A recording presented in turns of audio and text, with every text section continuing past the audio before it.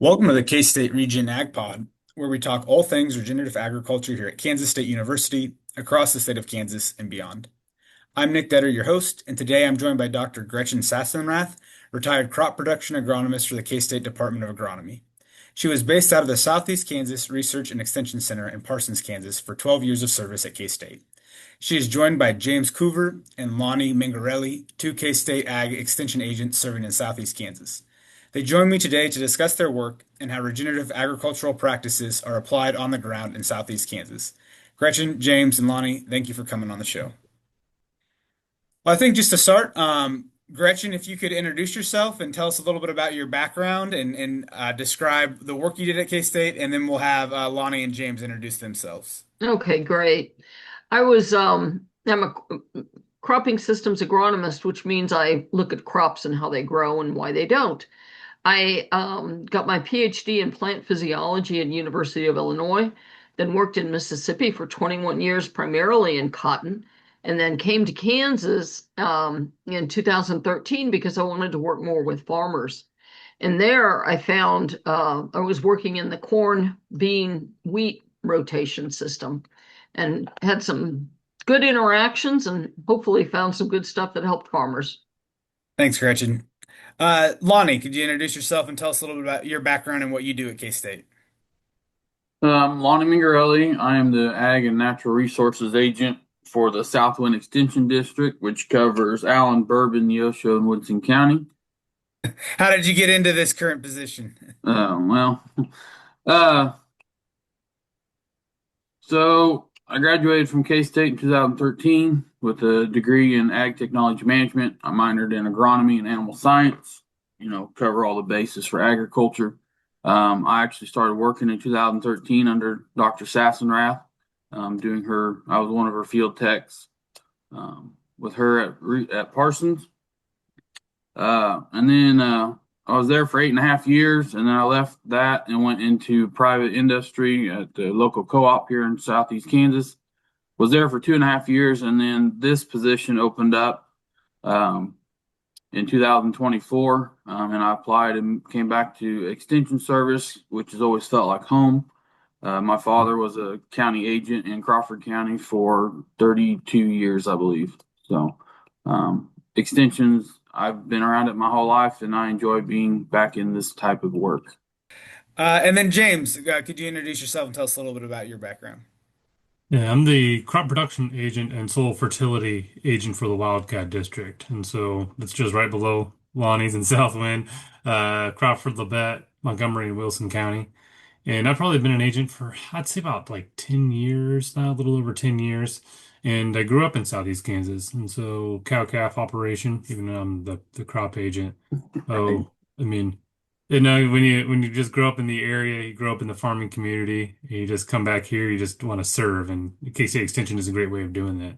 So, Well, Lonnie and James, you guys are actually the first extension agents we've ever had on the podcast. And we kind of have audience members from all different kinds of backgrounds. Some of them are more ag people, and then occasionally we get all kinds of different people. So I think it just would be helpful if you could tell us a little bit about what an extension agent does, and what kind of work you do with the producers in your area. And since Lonnie, it sounds like you're a generational extension agent. We'll let you go first, and then we'll let James talk a little bit about his perspective on that as well.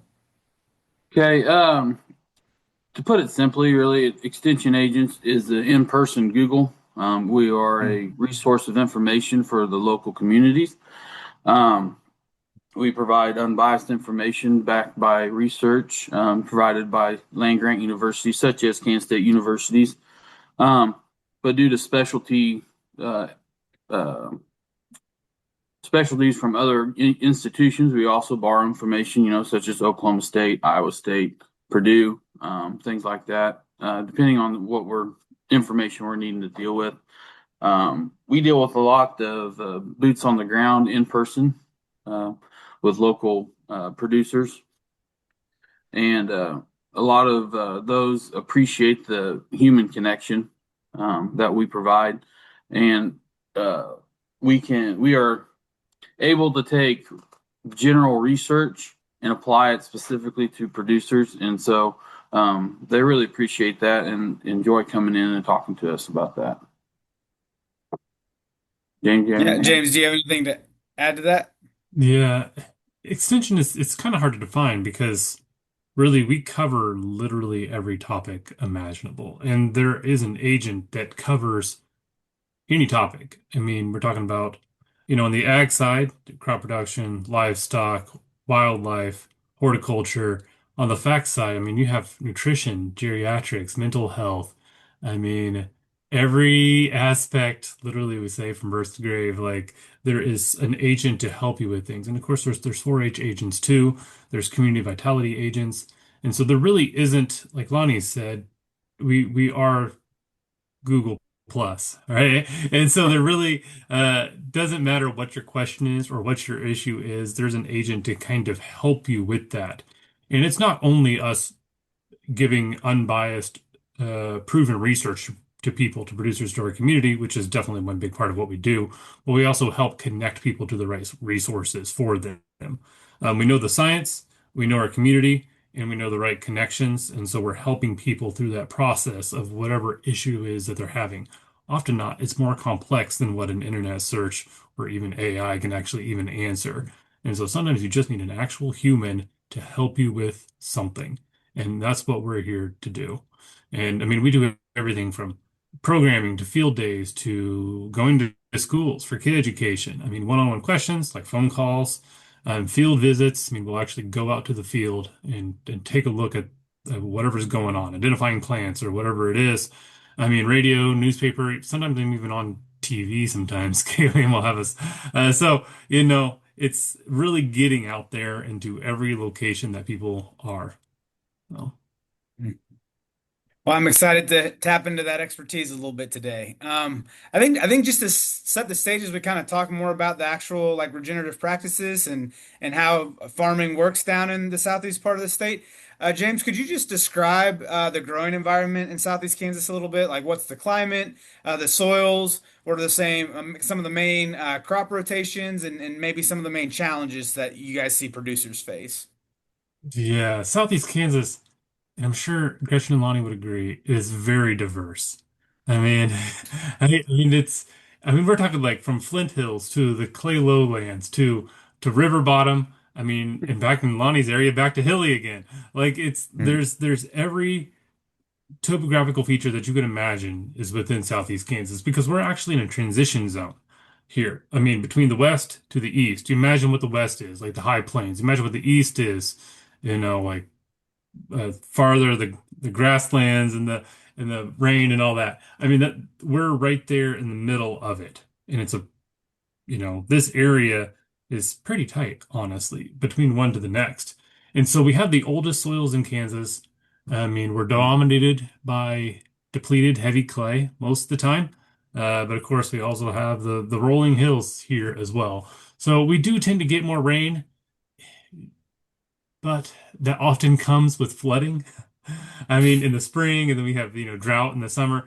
We're basically the South in the spring, and we're the high plains in the summer.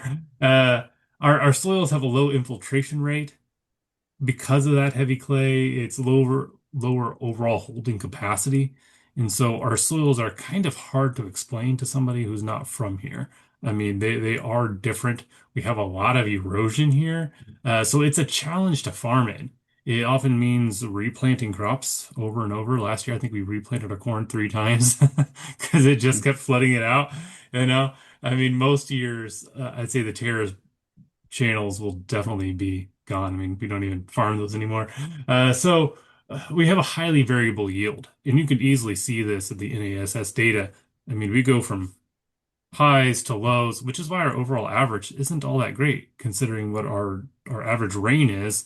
And a lot of people are not looking at that high and low all the time. It's feast or famine here. So I mean, we do have some irrigation. It's mostly on the floodplains, but we're not really irrigated. We don't have the aquifers like other parts of Kansas. Um, but along with that rain, we have high fungal pressure. We have high insect pressure. And so just being here in the south in the transition zone means a lot of difference. This does, however, create some real opportunities for what we're talking about today, conservation, soil health. I Mhm. mean, because of the way that our rain comes, because of the way that our soils are, conserving that soil and talking about the aspects that we're going to talk about, regenerative ag, it can really capitalize on our current systems, basically keeping that water for as long as we can and keeping those temporal rainfalls from one season to the next. Gretchen, do you have any perspective you want to add to that, or did James basically cover it all? Yeah, he did a really good job of covering it. I think the biggest thing when I first moved to the area, because I'm not from around here, when I first moved to Kansas from the Mississippi Delta has what they call deep soil, 75 feet of alluvial soil, just gorgeous stuff.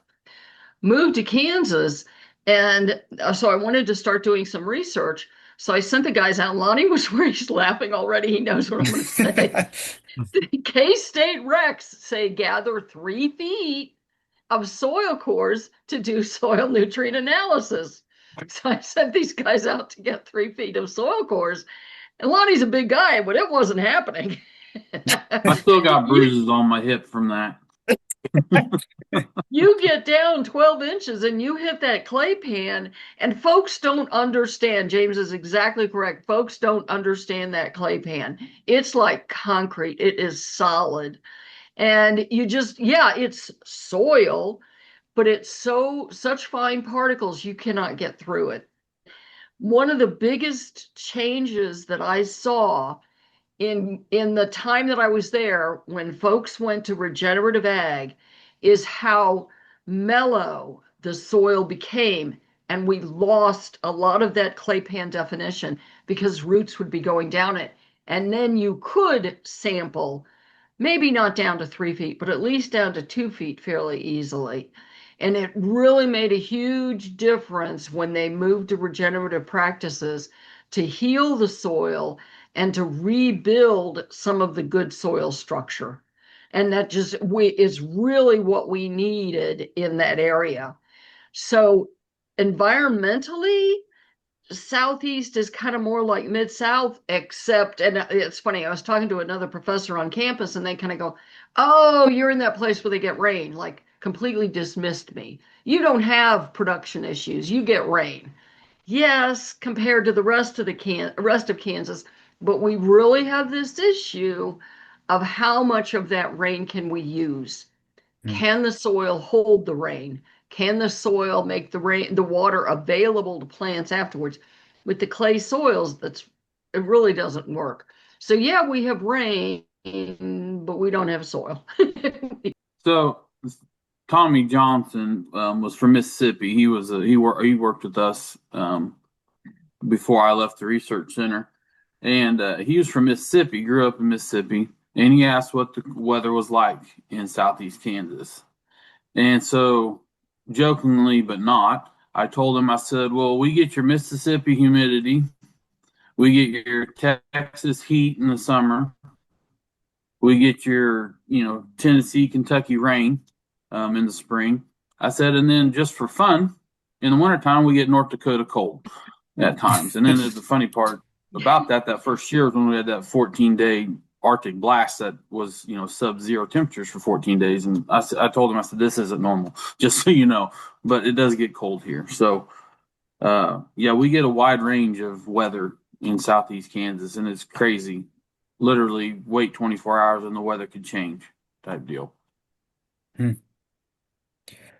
Well, Gretchen, you kind of mentioned, how some of those practices, those region practices, have impacted the soils down in Southeast Kansas. Could you talk a little bit about, what are some of those main cropping systems, some of the main crops you grow, and then how region practices like cover crops or reduced tillage or livestock integration kind of fit into those main cropping systems in Southeast Kansas? Yeah, okay. The main cropping system is probably the 3 crops in 2 years rotation. So corn harvested August, September timeframe, followed pretty much immediately by wheat. Wheat comes out in June and soybeans go in. So soybeans double crop, then the soybeans are harvested later. So that's pretty much the solid rotation. It makes it really challenging to put cover crops into that system because it is so tight. And so which cash crop are you going to take out in order to put a no income crop in the cover crop? There's a good bit of, and James and Lonnie can talk a lot more about this, of cow-calf pasture. So we've got kind of about a third cropland and a third pasture land, and then there is a little bit of forest, but not much. So it's really kind of split between the crop rotation and the cow pasture rotation. Some folks will run the cows to clean up the cornfield or whatever if they have water available and it's fenced. Pretty tight system. I think the biggest initial change that I saw was when they stopped tilling. And I had a soil scientist give a presentation once, and they said, we've got this mindset that we had to come and break out the prairie with massive moldboard plows, really massive tillage. And we haven't gotten out of that mindset. We've broken out the prairie a long time ago. We've lost our topsoil.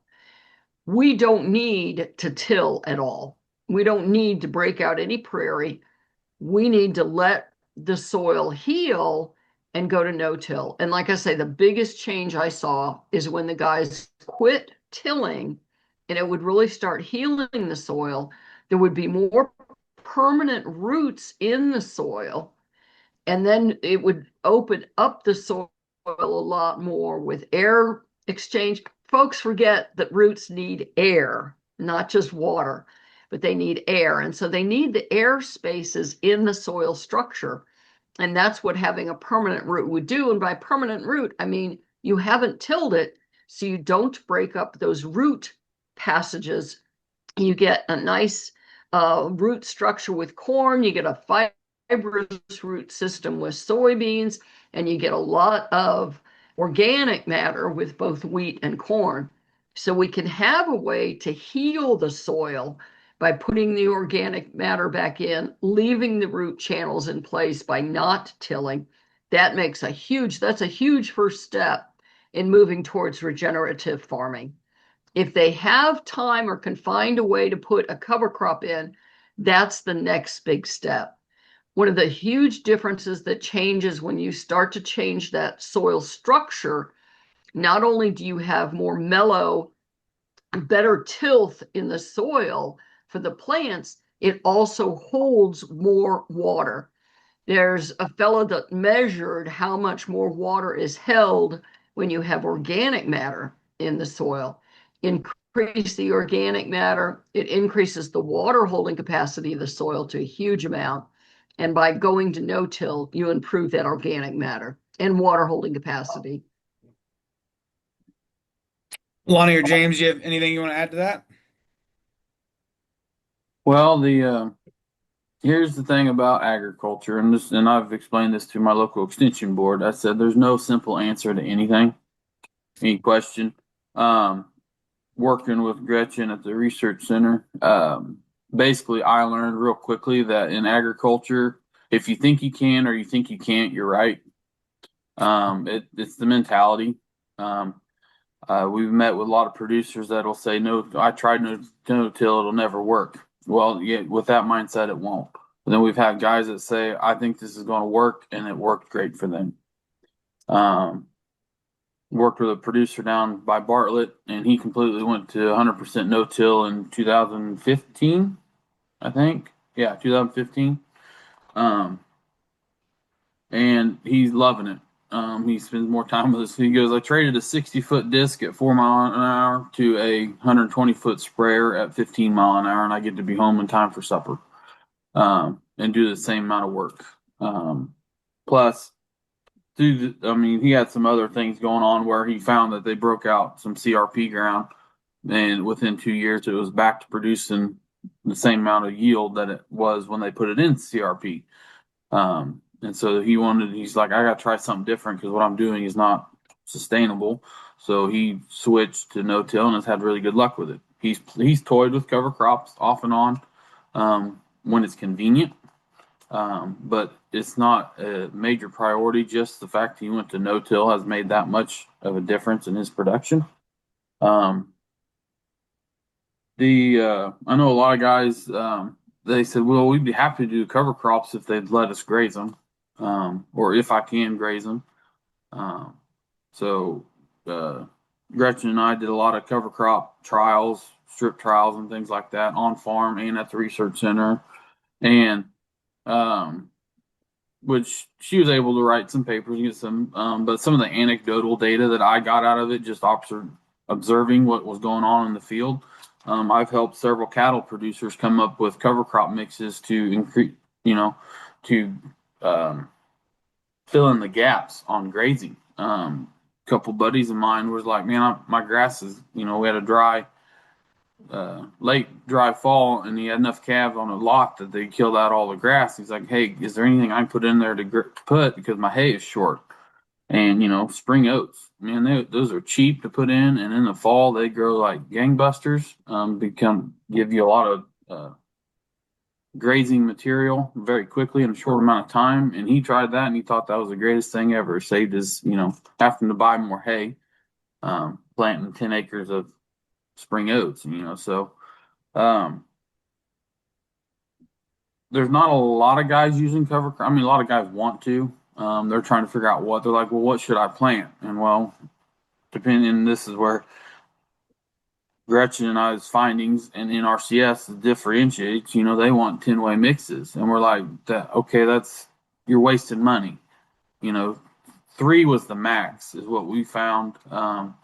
Depending on seed size, environment, and placement, had a huge effect on what cover crops grew. So, those 10-way mixes, they got anything from the size of Austrian winter pea, which is bigger than a soybean, all the way down to Berseem clover, which is not much larger than powder in certain bags, And so those 2 seeds, one wants to be 3 inches deep, and the other one doesn't want to be put in the ground at all. So how do you set your drill or planter for a 10-way mix? Well, wherever you set it, that's the crop that's going to grow, type deal is what we have found.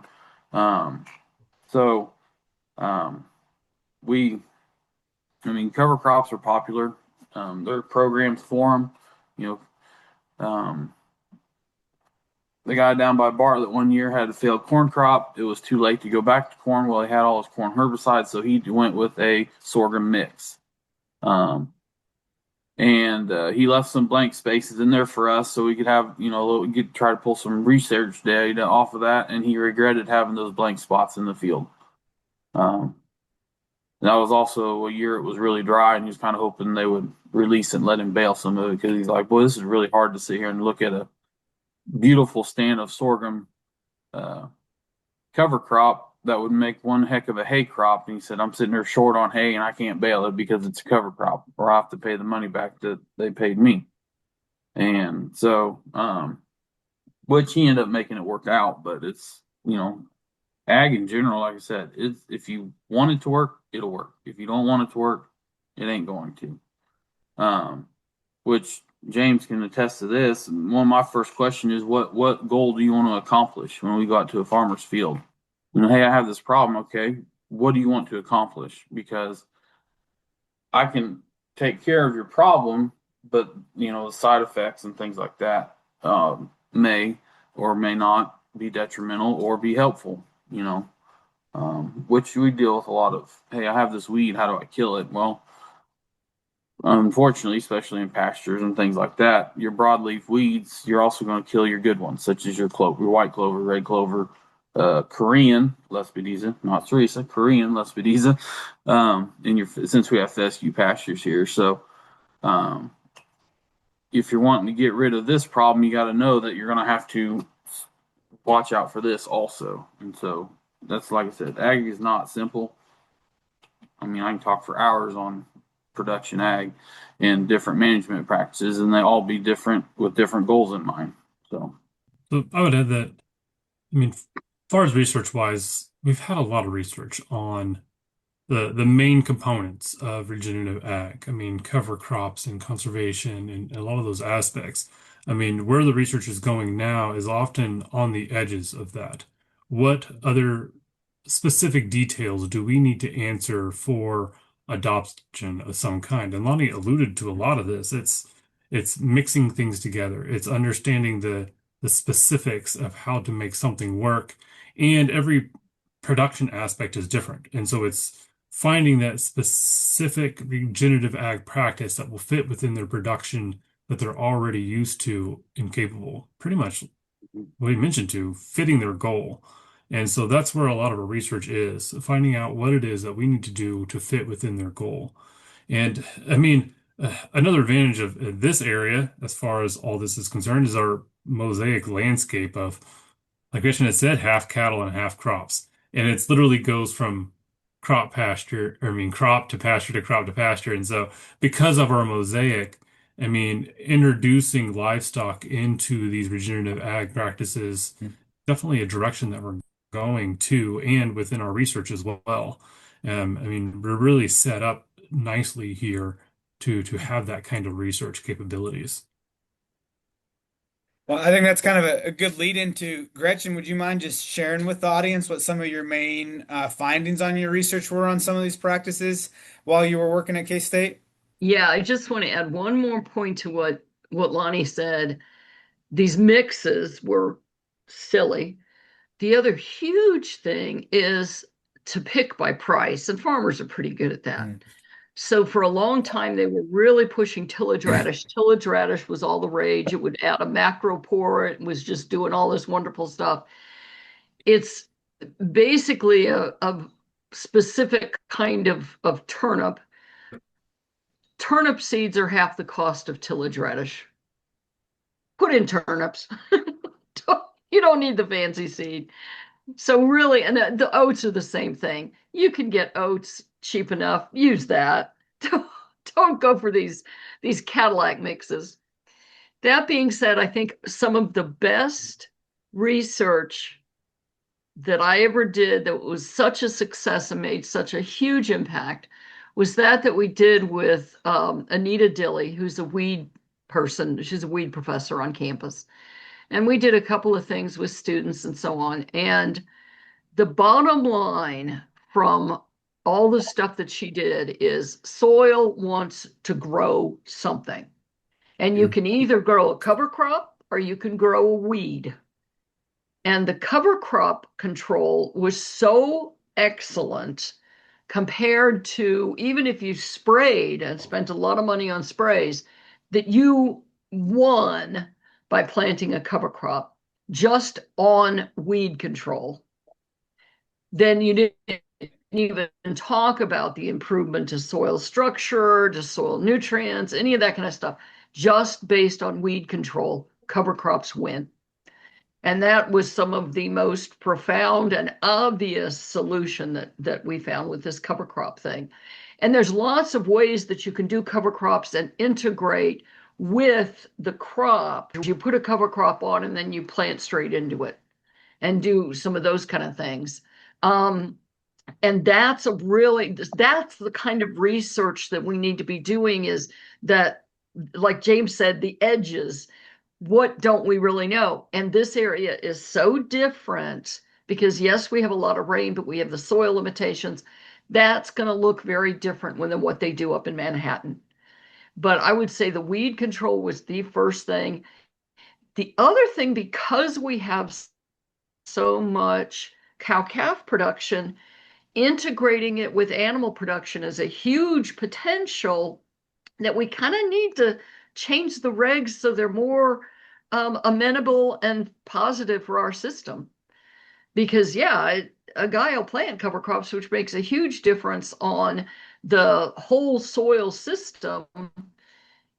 But if you can't graze it then, or can't, there's other ways of doing things. But if the cover crops allow him to make money off the livestock, because you know how it is every year, sometimes the crops make money, sometimes the cattle makes money. It changes every year.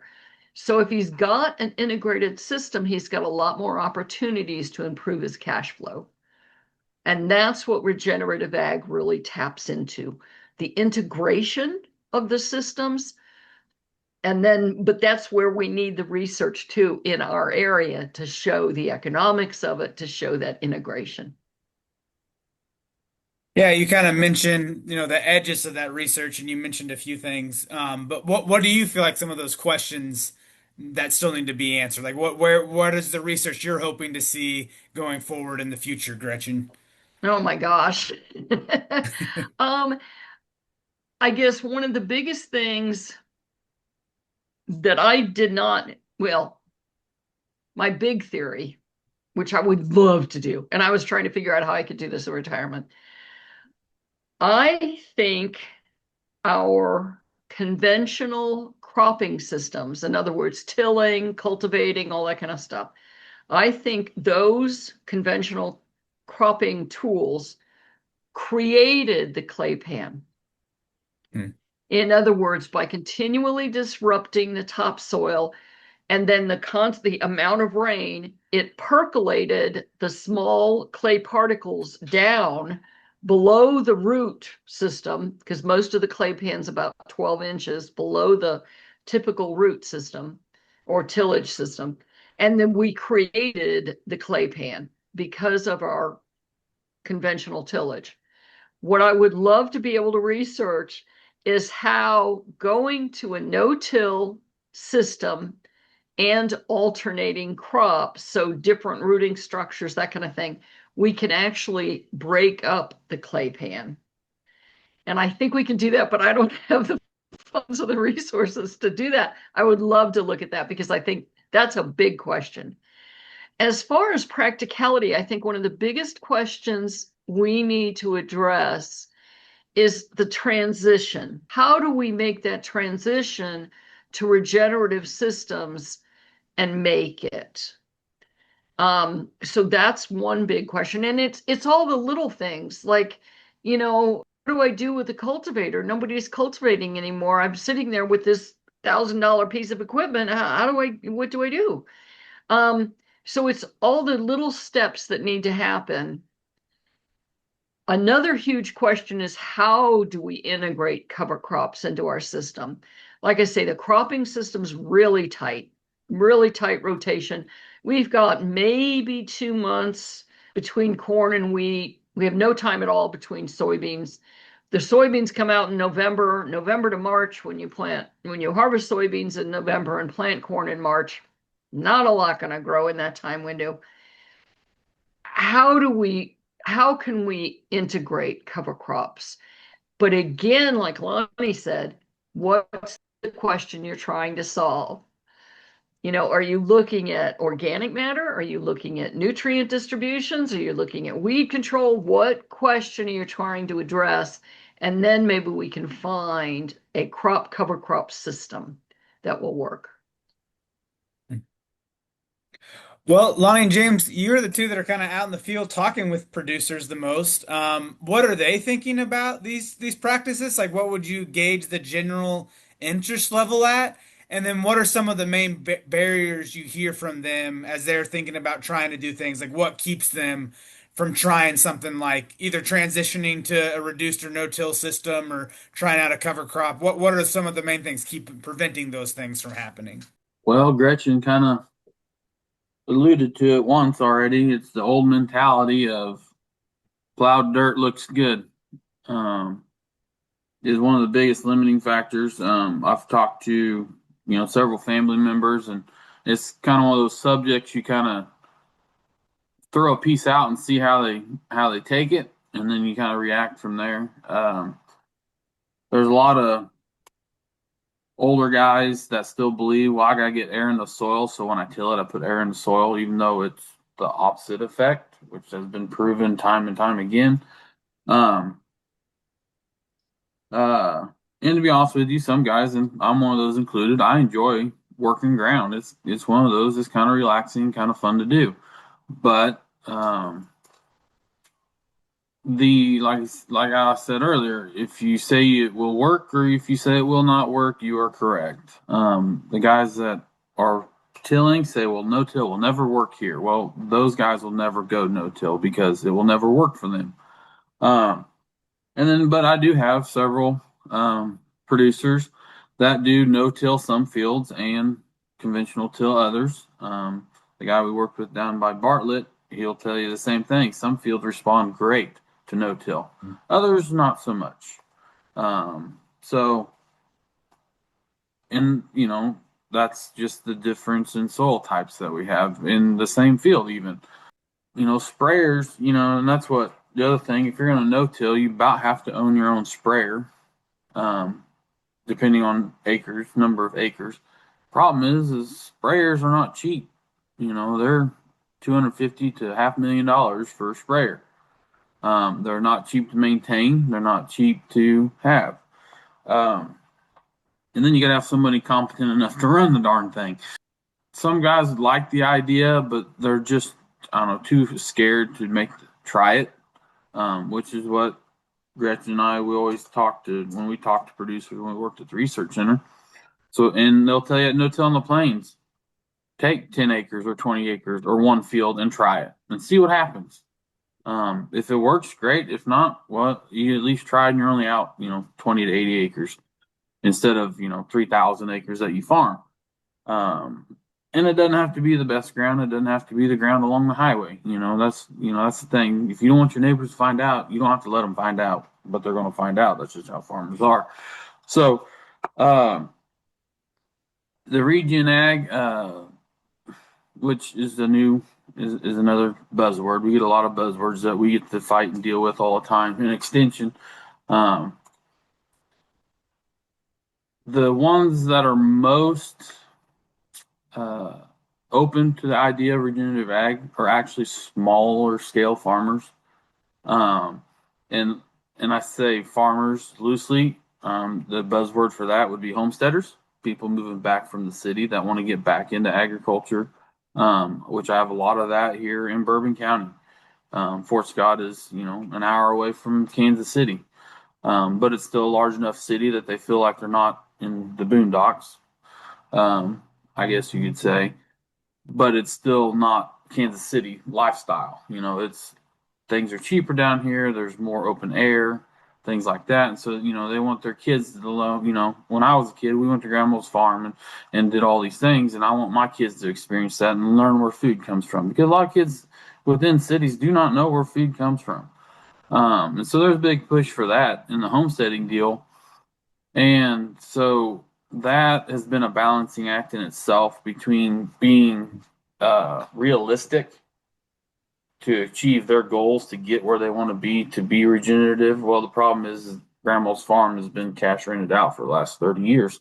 So, depending on the landlord, depending on the tenant,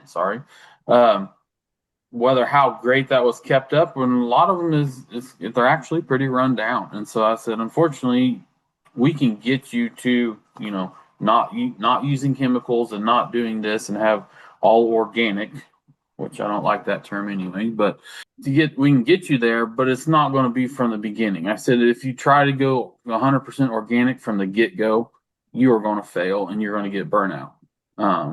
It'll be way more work than you think it's going to be because you're so far behind the 8 ball with the weed competition, and things like that. Just even in a vegetable garden type deal. Yeah, you talk some old guys, some older. I say old. That's probably not the word I should use. Some of the guys have been farming longer. We'll put it that way. That some of them have come to the realization that this is not producing like it used to. We need to do something different. Like the guy in Bartlett, he's like, if I keep farming the way I'm farming, my kids won't have anything. This will not be productive enough for my kids to have anything. And so that's why he changed. And some guys are seeing that. Other guys are, my grandpa did it this way and I've done it this way. It's never failed me yet, and so that it's the two extremes. There's the open mind guys, and then there's the, why fix it if it ain't broke? Well, because they're short-sighted, like Gretchen said. It is broke. we get enough rain in the spring that when you till, you take out the ephemeral gullies with your disc or field cultivator. You don't notice the soil leaving. You go to no till, you're like, where's all my soil going? Well, it's because you haven't erased the ditch the small ditch from the first rain. You didn't erase it. It's still there, and so then it gets bigger and bigger. And like, holy cow, I got all this erosion. So, well, yeah, had the erosion before, but you were erasing it before it had a chance to get large enough for you to notice. Regenerative ag, I have a couple bigger guys that are retirement age. I've had some guys ask about putting in native grass. He asked me what do I think of it. I said, that's great. We need more of it. There's not enough of it left. Well, $7 corn and $20 soybeans and CRPs coming out maturing was a bad combination in regenerative ag world. A lot of CRP got torn out. I mean, you got paid, what was it, $30 an acre, I think, 30 or $45 an acre for CRP from the USDA office for 30 years. Or you can go, make a couple $100 an acre by putting in corn and soybeans. So it was kind of a no-brainer. It's a perfect storm for going backwards in the world of conservation. We'll put it that way. So, I mean, James, I mean, what about you? I mean, that's what I deal with is the guys that one on one side and guys on the other, and I'm trying to be somewhere in the middle and keep them both happy. Yeah, I mean, the same thing, really. Like there are some producers I call them dyed in the wool. They are dyed in the wool regenerative ag producers. I mean, they are 100% no-till. They are very minimal inputs. I mean, it's not organic, but it's towards that direction of absolution. And there's some not quite scientifically accurate things within that world as well. I mean, regenerative ag does have its parts to it that perhaps aren't exactly university proven. Let's just say that. But there are a lot of parts that are university proven. I mean, really, when I have producers on the other side that they till and they till and they till. Like I have a neighbor not far away from me, and I have watched this field since the 8 years we've lived in this house. In the field, I mean, I can see it literally degrading. He tills it all the time. He loves, sitting in the tractor, like Lonnie said. I mean, just getting that nice clean soil, but every time it rains, even a little rain, I could see the erosion coming off that field, and it's getting rockier. It's turning redder. I mean, I could see the subsoil starting to come out of the ground. I mean, that's proof that perhaps there's something not quite right there. So, you know, the big producers, there is an overall clout of regenerative ag. These ideas are starting to percolate through the agronomic system. I mean, even the big producers, I've noticed, they are starting to adopt some strategies of conservation. I mean, a guy that used to till constantly is now tilling maybe once every 2 years before the corn, or maybe once every 4 years. And so there's a little bit of that starting to percolate through. And, perhaps there's if you can't commit to 100% no-till, which is hard to do, there is a very steep learning curve when it comes to a lot of these regenerative ag practices. I mean, starting from nothing and going all the way is not what we usually recommend. We recommend taking baby steps, understanding what you're doing, do small acreage, and working your way into it, however it is that you can, and making, like Lonnie said, fitting within the field of the system that you're working into. So, if you're tilling every once in a while, even if you're doing like a minimum till, it's one of those things where it took a long time of degradation to get our fields to the way they are in many locations now. It does the exact same thing going in the opposite direction. It's going to take a lot of regenerative ag to get it in some other place where it used to be. And so one tillage, it isn't going to completely unset it. But a continuous tillage, it's going to get exactly to where it was. So really, it's all about a balance, and it's a very long-term balance. We're talking about a generational balance that we're dealing with. And sometimes, I would say the younger generation is a little more accepting to a lot of these practices. I mean, a lot of them are now, they went to K-State, they're coming back to the farm, and there's not a lot of young guys. I will say there's a lot more old guys, like Lonnie has said, that there are young guys, but there are some of them out there. And so, and yeah, they've got some questions. They really want to know how to make a lot of this stuff work. I mean, I would say that me and another agent, we were looking at some really old extension stuff. I mean, I'm talking things from the 1930s, really. And in Yeah. that publication, it was talking about the importance of constant and frequent tillage. It was extension publications telling them about how much we should be tilling the soil all the time. It kind of goes to show like that philosophies change over time. I mean, you know, was Extension somewhat responsible for the practices that led to the Dust Bowl? I mean, I mean, we had that philosophy as well, but so that change of ideas, it takes a very long time period. I mean, that was 100 years ago, right?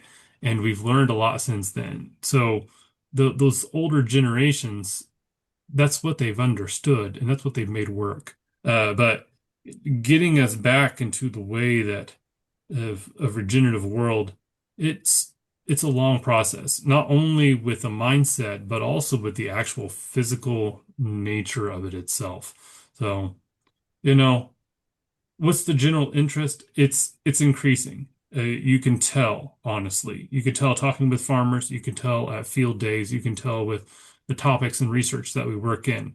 I mean, it is a slow process, but I truly believe that we are working in the right direction.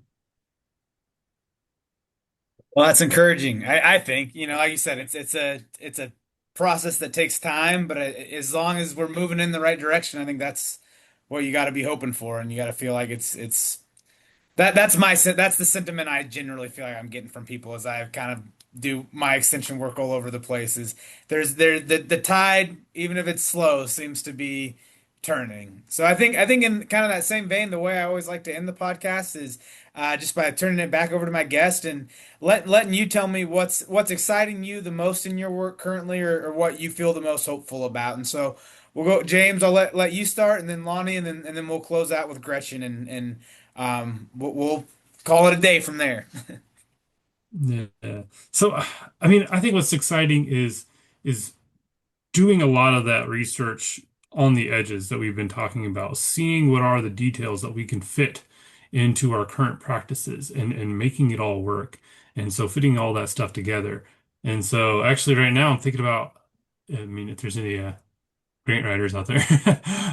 I'm thinking about using intermediate wheatgrass and turning it into our basically Kernza. You've probably heard of it, and using Kernza within our grazing systems and how to fit Kernza within our fescue native back and forth. 'Cause it's a little bit different down here, our grazing systems. Well, how can we fit that conservation practice into our systems and creating a holistic from a mixed operation that we often have in this area. So, I mean, that's kind of the idea. There are some things that we still can look at and research and improve on, and that's exciting. I love to think about that possibilities of what we can do. I guess the most exciting thing for me is, and a lot of people don't realize this, but they call it regenerative ag now. Um, I can tell you that my grandpa and my great grandpa just called it farming. Um, what we're looking at trying to get people to go do now is what they used to do Mm. back when you only had 160 acres. The problem is now, you don't have very many 160 acre farmers. So, it was a whole system. So, I mean, like, not to point it out, but we had an agronomist that didn't know what Korean Lespedeza was and didn't learn about it until I mentioned it last year at an annual conference. He goes, "What is that?" I said, "Well, before soybeans, double crop soybeans was a thing, farmers planted clover and or Lespedeza and would have a hay crop instead of a cash crop after wheat." Um, and K-State knows they got to update some documents. I mean, and like James said, Korean Lespedeza, the only document that they have is from circa 1932. Was the last publication they made on how to grow Korean Lespedeza. And so, cover crops and things like that, they're not new. It's just they're got a different label, and they're trying to find a way to make them work with the agriculture we have today, which is larger farms.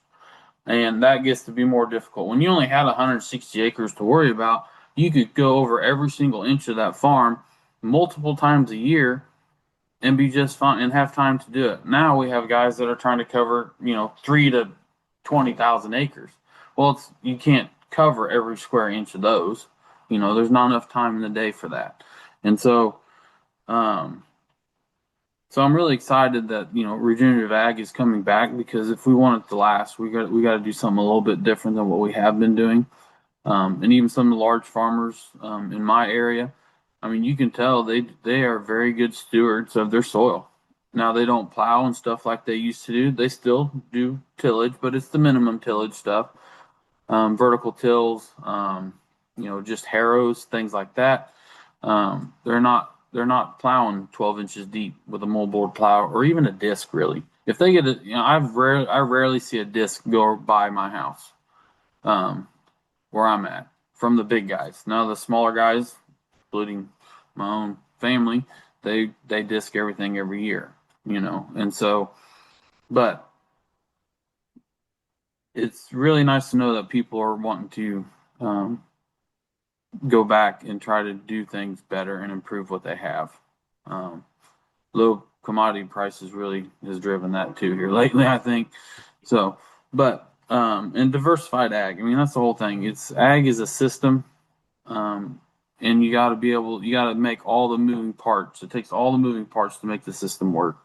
And the guys that aren't open to making sure all the moving parts are functioning properly are the guys that aren't going to make it, unfortunately, in my opinion.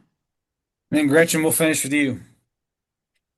Okay, I'm most excited about seeing the new ideas coming up and the new guys that are really interested in changing things. And like Lonnie said, the fellow down in Bartlett, the reason he changed things, he said he saw a post that was in the ground, that had been in the ground for years, and the post just got shorter and shorter as the erosion came up around it. And he realized he's losing so much.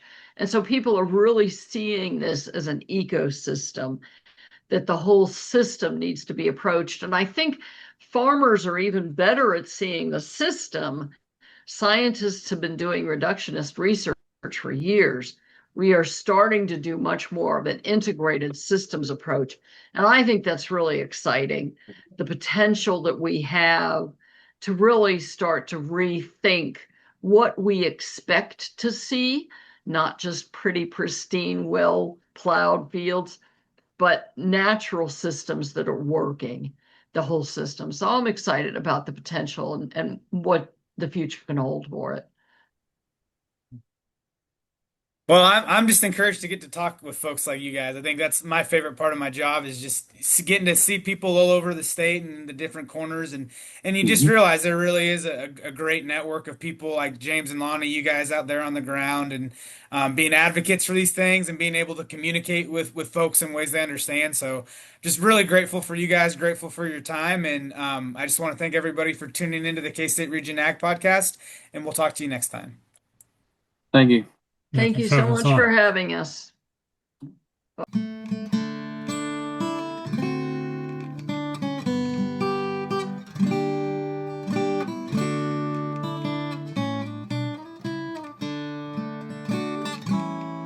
Oh, give me a home where the buffalo roam, where the deer and the antelope play, where seldom is heard a discouraging word, and the skies are not cloudy all day. Home, home on the range, where the deer and the antelope play, seldom is heard, a discouraging word, and the skies are not cloudy all day.